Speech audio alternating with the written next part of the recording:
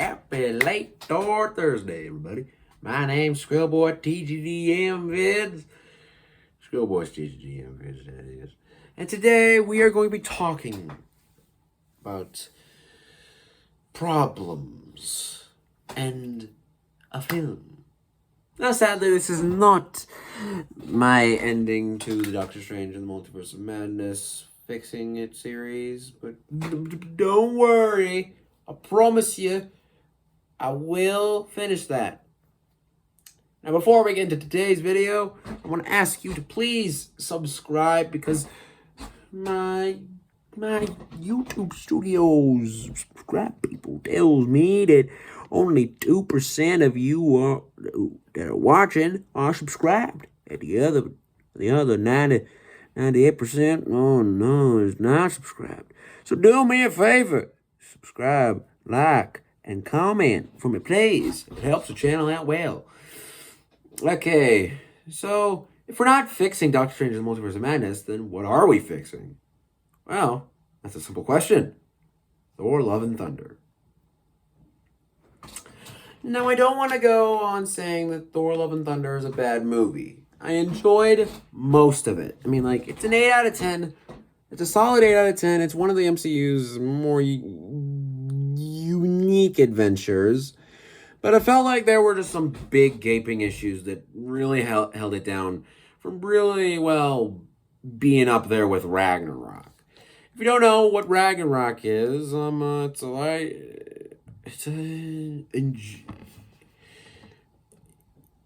it's basically crazy. Now, of course, I'm pretty sure Marvel gave Taika Waititi more freedom, but I'm pretty sure they gave him restrictions. I mean, like, this is the dark age of Marvel. And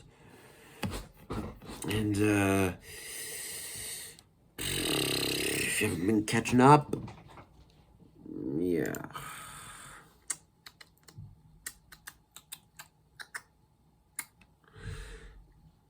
It's not been really that good. So, yeah, before we get into this, let's go through a retrospective, so to speak. So, for perspective, Thor Love and Thunder is rated 65% on the Rotten Tomatoes. Tomato, you get it. Now, of course, the audience score is 77%, to be per se. And, of course, I do get that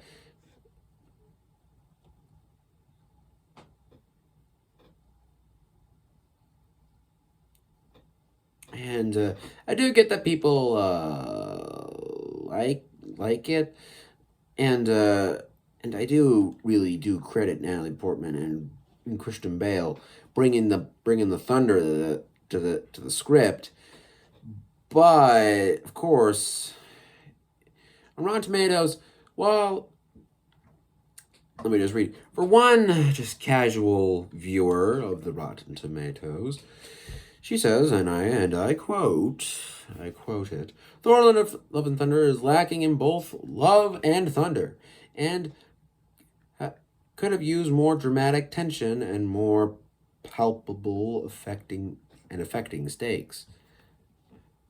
And of course, we basically gotta divide this into 3 categories. This is why I'm making it into a separate video. So, obviously, as we just heard right there, problem number 1, too much comedy.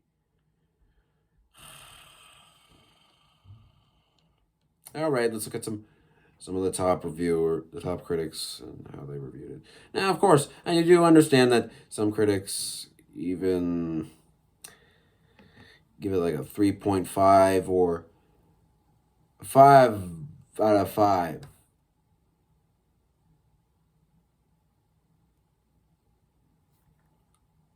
That's normal. Right.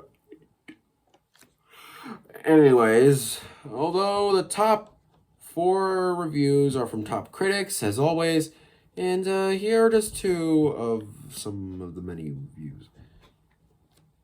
And yet again, I quote. The catchphrases just incredibly tired. Yet again, I quote.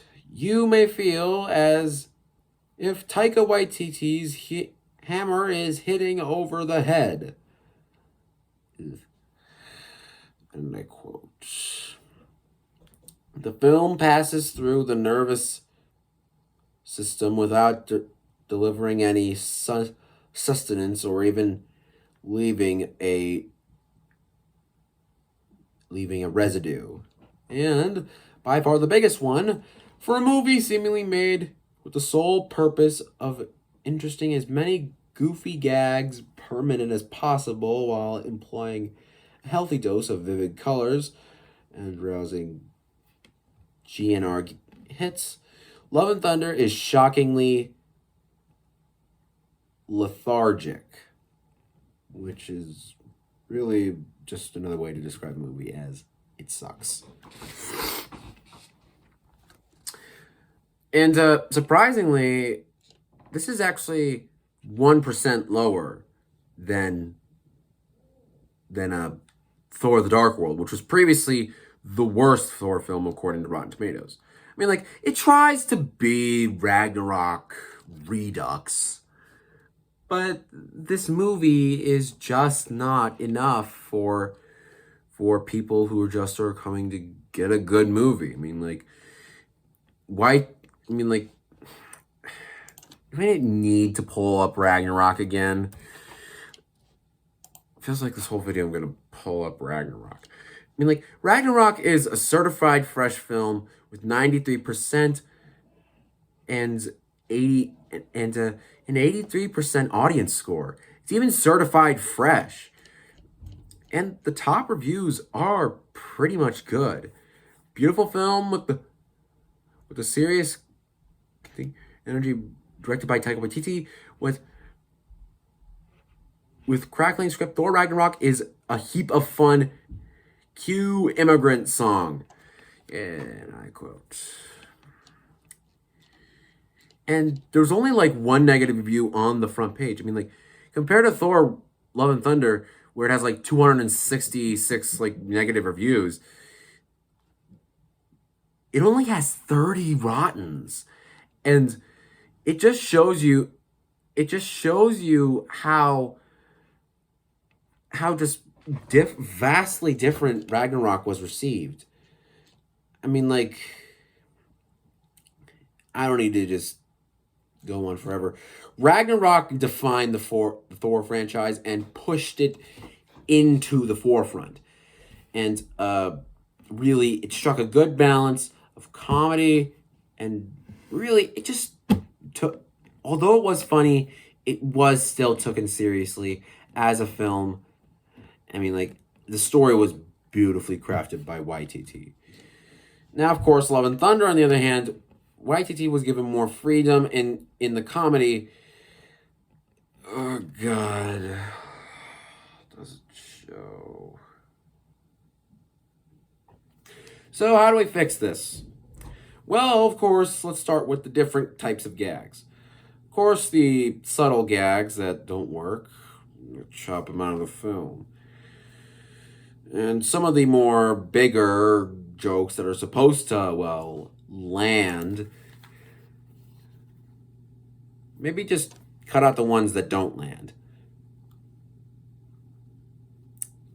Okay, let's start with the big three jokes.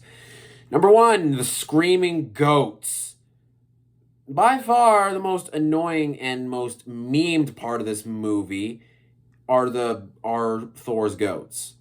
Now, of course, in the comics, they're treated seriously. I mean, like, they're cool. They're cool. Even part of the Norse mythology for, like, Thor.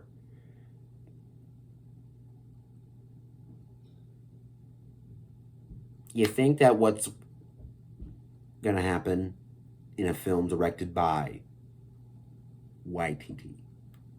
No.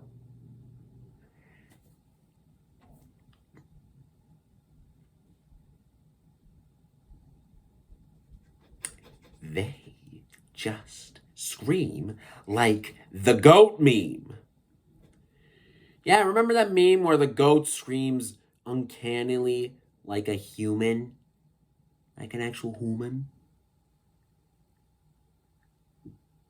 Yeah, it's just pitched up and down to make like this these sounds that like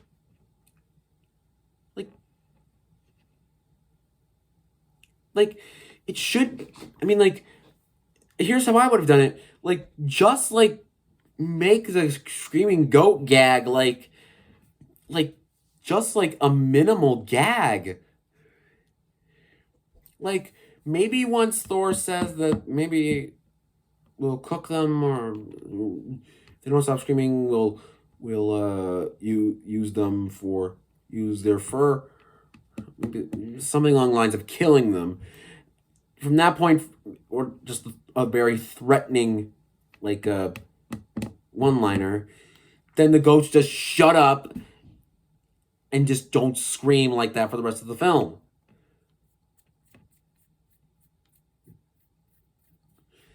And then, come on, you know that, well, they're Marvel's got to come up with something creative. They could like create these like majestic goat sounds like that like they're like you know, like North, like actually tying them to the myths. Yet again, this is borrowing a lot from Norse mythology. I'm pretty sure I know why they decided to mute them in the trailers. Okay, number 2. Oh, by the way, before we get to the number 2 worst joke and number 2 joke that needs fixing in Love and Thunder,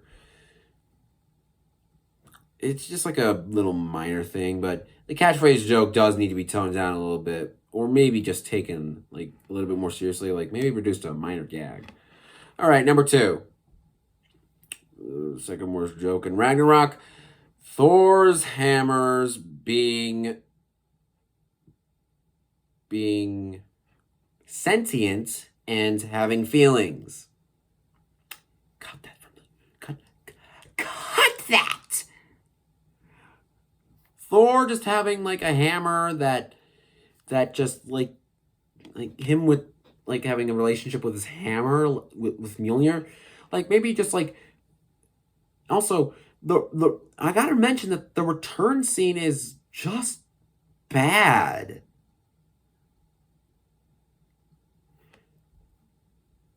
And hold on, let me fix that. Maybe when Mjolnir returns back, Thor, instead of saying "You're back" in a slow-mo voice, he can instead say, "Wait a minute, I thought Mjolnir was destroyed by Hela."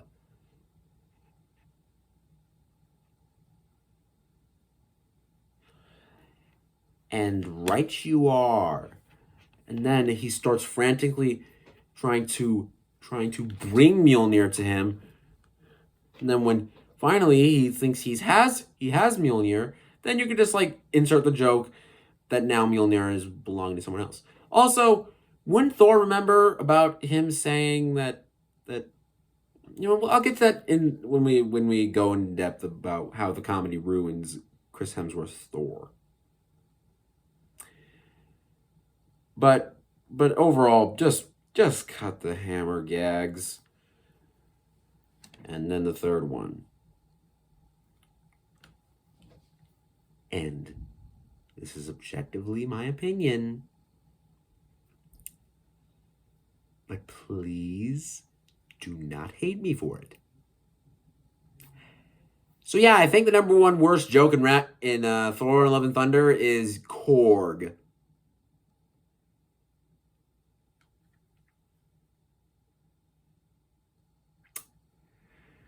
Literally, he just could have been like similar in Ragnarok. Like he could have been like a supporting character. Like he could have been given like more like freedom. Like more like more freedom and like and how could he just get into emotions and how could that be conveyed in the movie? Simple. Show him, or at least maybe show maybe I don't know. Make him be bewildered by the death of a god. Maybe this, and remember, this is like a god-killing film, so maybe he's humbled by this, and maybe also gets into deeper meanings. And also, maybe the whistle scene could be more desperate than funny, like, and also his fake out death maybe could be his actual death.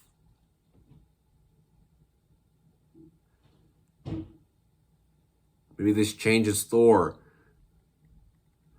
and now it's time to get to the main man himself. Oh, and don't worry, Korg will get resurrected somehow later in the movie. So don't you worry. I'm not gonna kill off Korg like forever. He will come back.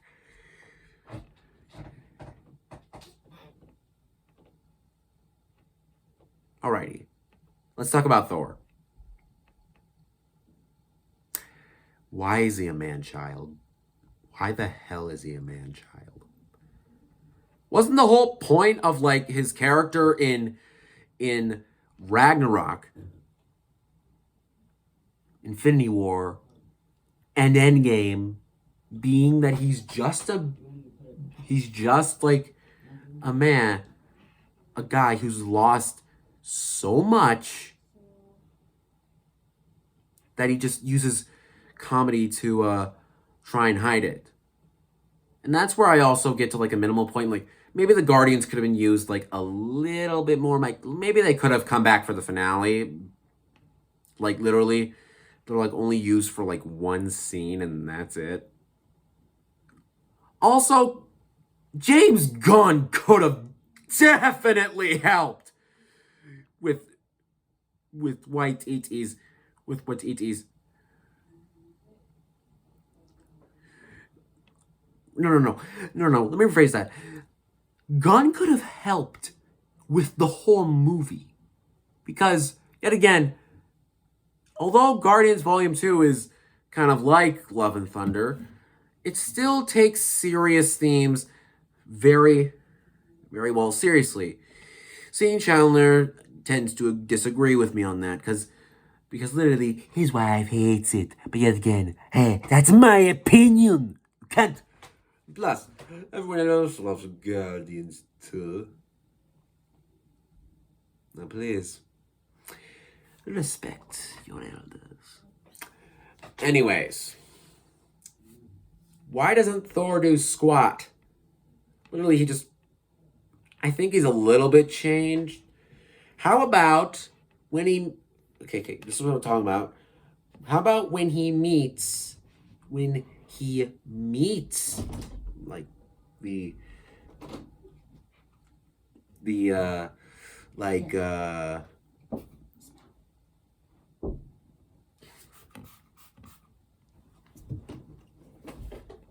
and that's what we call comedy. Actually, it does smell nice. Okay, back to what I was saying. Why doesn't Thor do a squat in this movie?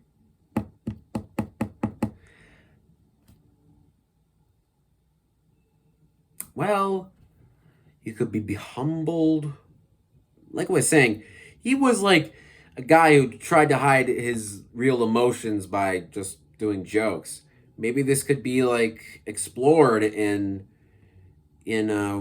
something that we'll actually talk about in the second reason why I think Thor Love and Thunder could have been more one of its problems.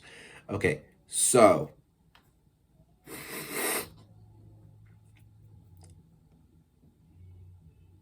maybe during like a big character moment, he could just express his feelings. Like maybe he just says, I just use comedy to like hide my real feelings, and the reason why is because I've lost so much. Even though I'm trying to be fine, I'm trying to something like that. Something like that. You know what I mean? And also that leads into the second problem with Thor Love and Thunder. Gore and Jane are underused. Okay, first Gore's case. You have Christian Bale. Do you A, give him the most grandiose villain treatment, so that way he is one of the most remembered villains in the entire MCU? Or B, give him a great intro and do all that, but just reduce his screen time.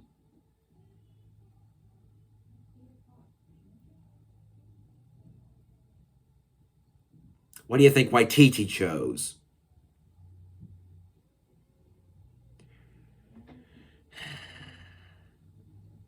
He chose B.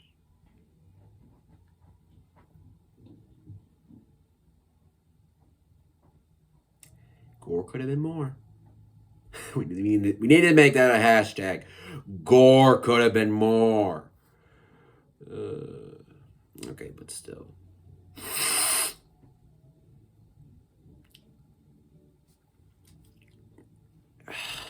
I just think that Christian Bale's Gore the God Butcher was underused heavily. I mean, like, it was a big promotion. I mean, like, people were like, oh my god, this guy's gonna play Gore the God Butcher. It's gonna be scary as hell. I mean, like, sure, Christian Bale's scary, but one part of me thinks that they should have hired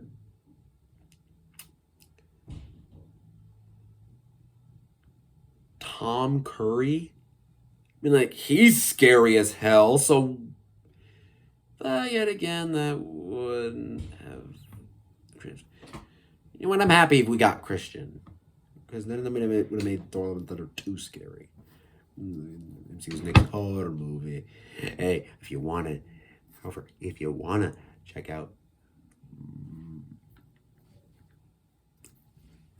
a series based on fixing a horror themed superhero movie, then any second now in the top right hand corner, you'll see an iCard for the playlist about me fixing Doctor Strange in the Multiverse of Madness.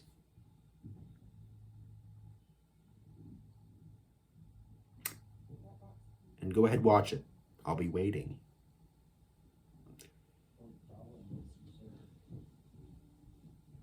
You back? Good. Okay. Gore. Maybe we could have expanded his family to, like, maybe he has a wife.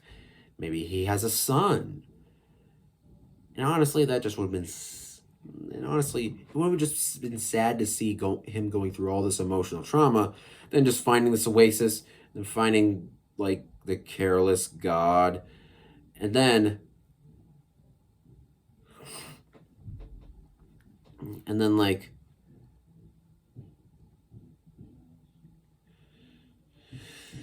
Maybe instead of just picking up the sword by instinct, the sword. He's beat up by the gods, but then the sword comes to him. And then there's like a little scene where maybe like the god of the symbiotes talks to him briefly and uses his like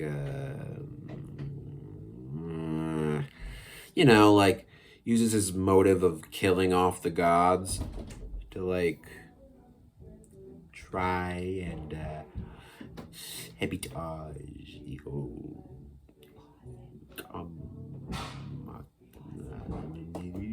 things. Okay, you get what I mean. But still, there is, and then he, and there's still one big issue that I have with Gore. Don't make him silly. You know why I go to these films? I go to see a good story. B, hilarious scenes.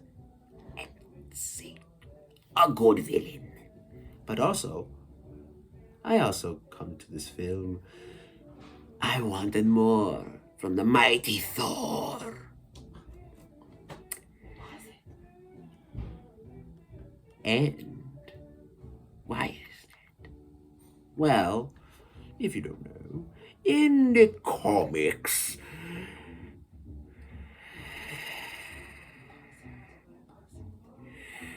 the comics, just just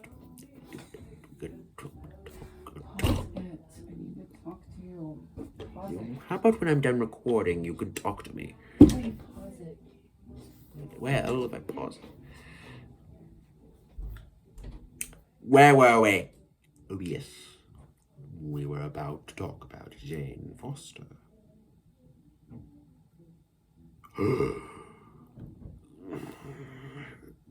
And just like the whole cancer theme in general. I mean, like, this is about Jane returning to Thor.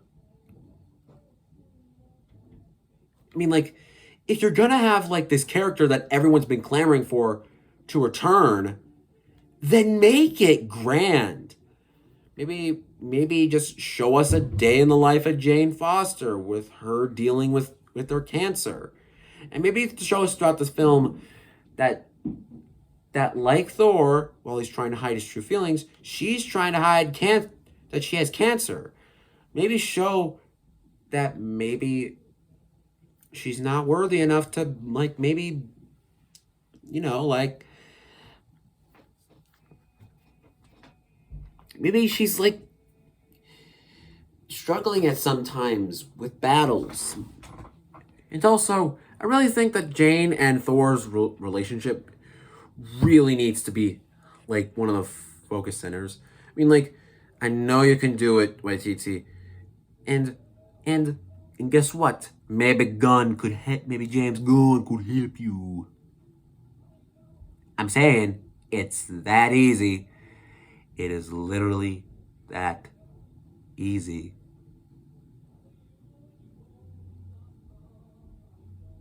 So, maybe we could get another discussion scene where maybe they talk about their, maybe where they talk about what's been going on, and just more like the one when they were going to the Shadow Room to face Gore for the first time.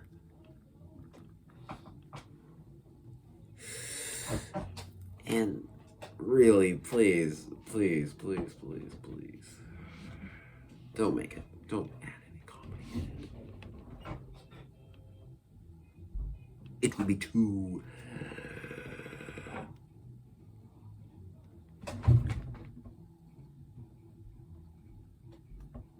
overbloated. Anyways,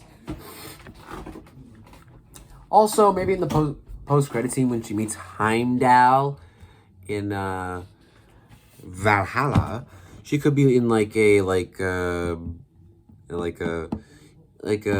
heavenly version of her mighty Thor attire, along with a special version of Mjolnir. Also, I think Heimdall could have came back in the form of like a spirit. Ooh. And yeah, we'll get to into that in part 3 of why I think this is, well, number 3, the third problem of why Thor Love and Thunder could have been a better film. You know what I'm saying? Anyways.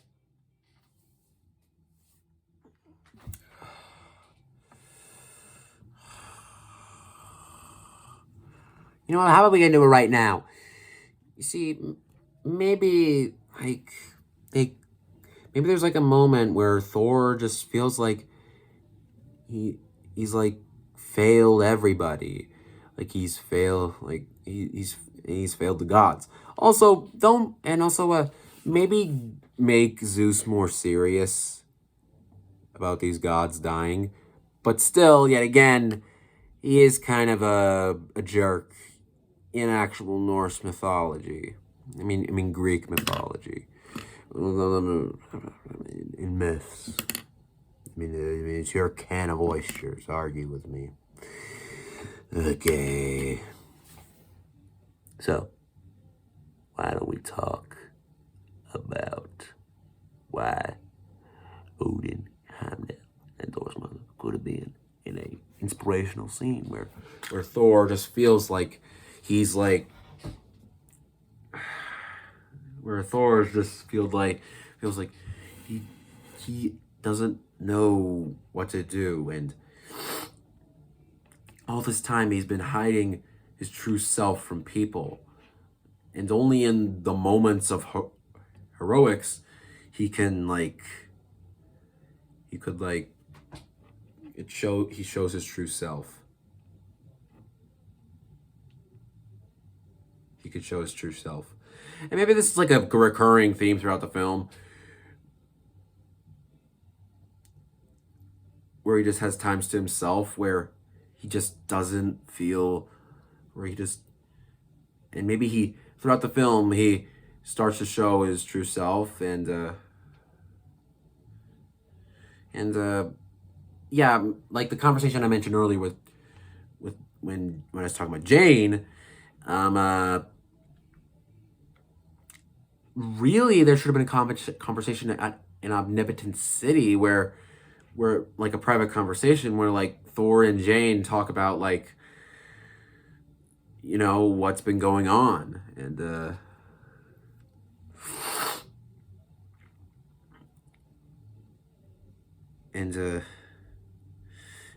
this opens up Thor to be his true self.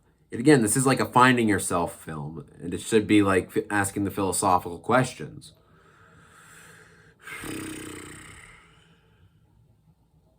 Also, why does Gore kidnap kids? Maybe he kidnaps like Axel. Like maybe he thinks Axel's the way to Axel is the son of Heimdall. Is like the son of Heimdall. So like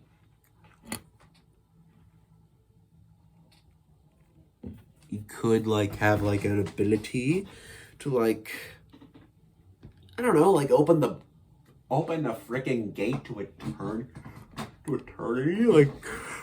Oh wait, what?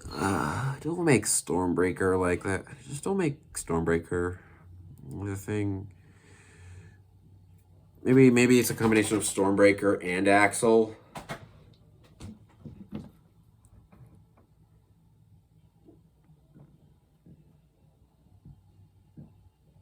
I'm just saying that the children angle of this was just bizarre. It was just bizarre. Very, very bizarre.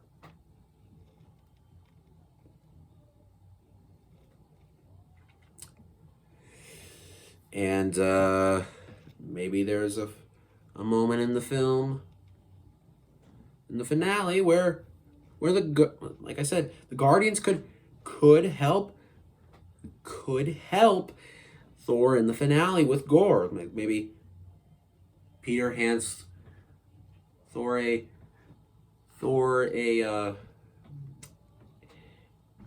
communication device, telling that they need help. And yeah, that could be the case. And also, please make the interaction with Axel, the first interaction with Axel and Thor, more serious. And also, maybe when Thor sees Jane with Mjolnir, like I was saying earlier, with the whole hammer gag, maybe Thor could remember something in a brilliant comedy moment when when he doesn't understand why Mjolnir is coming back to him, he then remembers. He's like, oh yeah, right. I told Mjolnir to protect Jane at all costs, and maybe Mjolnir just misunderstood that as her being worthy, and then Thor's like,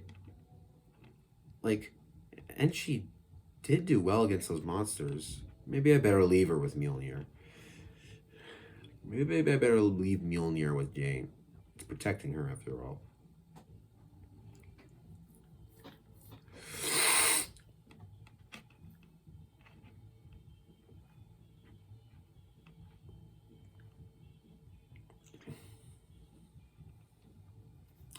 And honestly,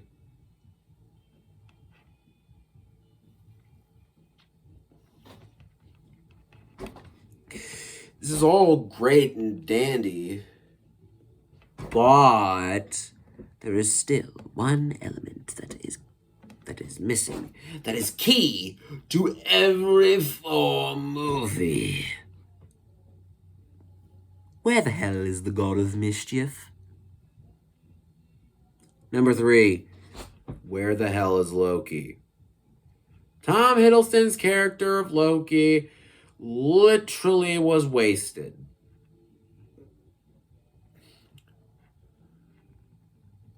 There could have been a breakout scene in the movie where, yet again, Loki comes in his Ragnarok outfit and he says, maybe it's time I finally see my brother again. Maybe it's finally time I see my brother again. And then Thor's like talking to Jane in Omnipotent City at that time with him saying, or when Thor and Jane, when Thor is just expressing himself about how he's lost so many people when he talks about Loki, and just says, if Loki just shows up, if Loki faked his death one more time, I'm going to strangle him. I mean, he's maybe some more time. But here's how I would have had Loki in Thor Love and Thunder. How about he's the cavalry against Gore?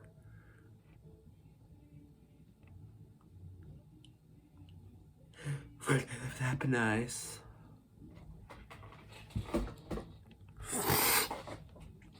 And honestly, that just solves the biggest issue.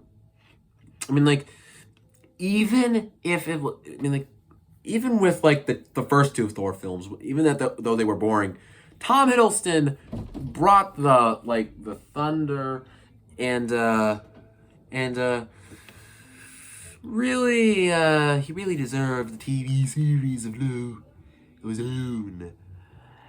And pretty much I enjoyed it. Yes, that's right. I enjoyed Loki. Deal with it. But really, if he arrived as the cavalry along with the Guardians, oh my God, I would have crapped my pants. In fact, I think the whole theater would have crapped its pants. So yeah, those are the 3 issues that Thor Love and Thunder has that pretty much that we fixed. We did it, chumps. But before I sign off, there is one little thought that I've always had in the back of my mind. What if this was a Jane Foster-centric movie? I mean, think of it. They were really pushing the return of Jane, so why don't just make it a Mighty Thor-centric movie? like, maybe you could have made, like, a Mighty Thor movie instead of, like, a Thor 4 movie. I mean, like, Jane Foster was one of the good parts of Thor Love and Thunder. So, and I also, if it was just like a Jane Foster-centric movie and it led into Thor Love and Thunder, that'd be actually so good.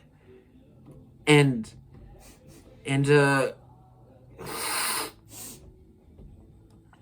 really, I would love to see a Mighty Thor movie. Marvel, please make that. I beg you, make a Mighty Thor movie. Please. But anyways, that is going to wrap it up for another video in the Skrill Boys TGG and Vids log. So, honestly, this was a blast, and really with some minor inconveniences and interruptions. If you enjoyed the video, make sure to super smash the subscribe button. Remember what I said earlier. And atomic breath, the like button. Also, don't forget to type a comment down below. And today's question is, how would you rank Thor movies? And how would you fix Thor Love and Thunder? Don't forget to share the video. It makes the YouTube algorithm happy. And as always, my beautiful, beautiful people, God bless y'all. You were all put on this earth for a reason. And don't be like Zeus. Long live the Skrills. Bye.